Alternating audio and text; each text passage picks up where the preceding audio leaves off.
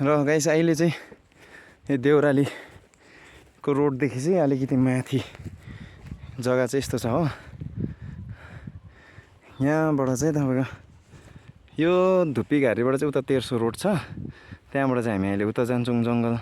अहिले चाहिँ यहाँनिर तपाईँलाई अलिकति यहाँको भ्यू दामी रहेछ र देखाउनुको लागि आएको है।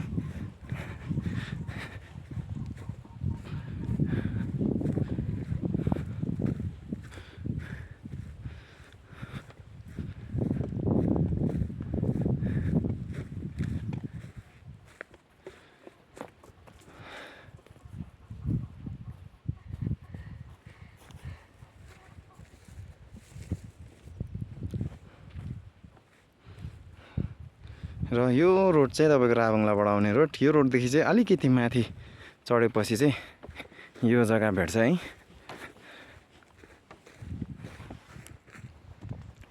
र यो पारी टल्किँदै अलिअलि टल्किँदै गरेको चाहिँ राबङला है।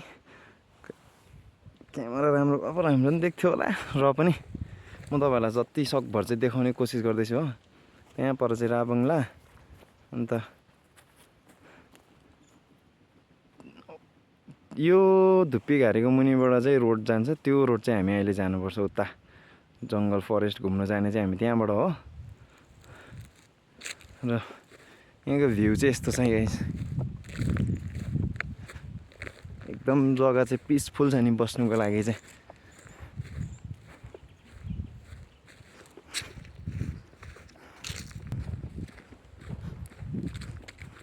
ल भाइ फोटो खिचिदिन्छु बस् त।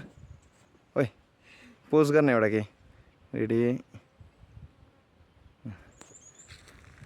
ल अब चाहिँ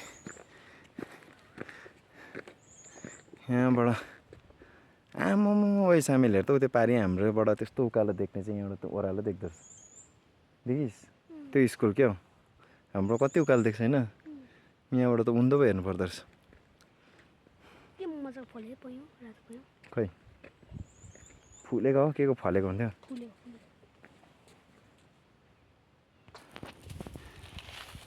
ओइ सामेल उम्मा नेपेमे भन्ने गा त अलिक छेउमा आएर गा न, दामी सिन निस्किने रहेछ। रियल भोइसमा उम्मा नेपेमे भनौँ न।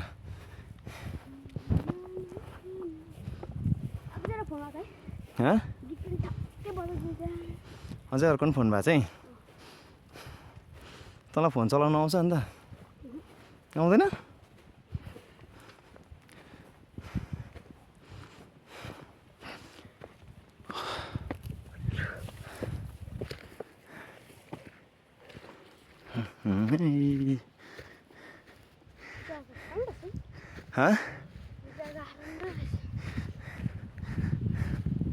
ओइ तँ चाहिँ हिरो थिएछ अरे। ल स्लो मोसनमा आइज त उकालो, स्लो मोसनमा आइज न।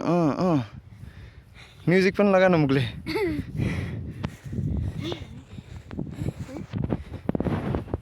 दामी लाग्यो जग्गा तँलाई? लु यहाँ आइज त, यहाँ आएर भन् त जग्गा कस्तो लाग्यो र तँलाई? हिँड्नु साह्रो रहेछ। फेरि फेरि आउँछस्? कहिले आउने अब चाहिँ? ठुलो भएर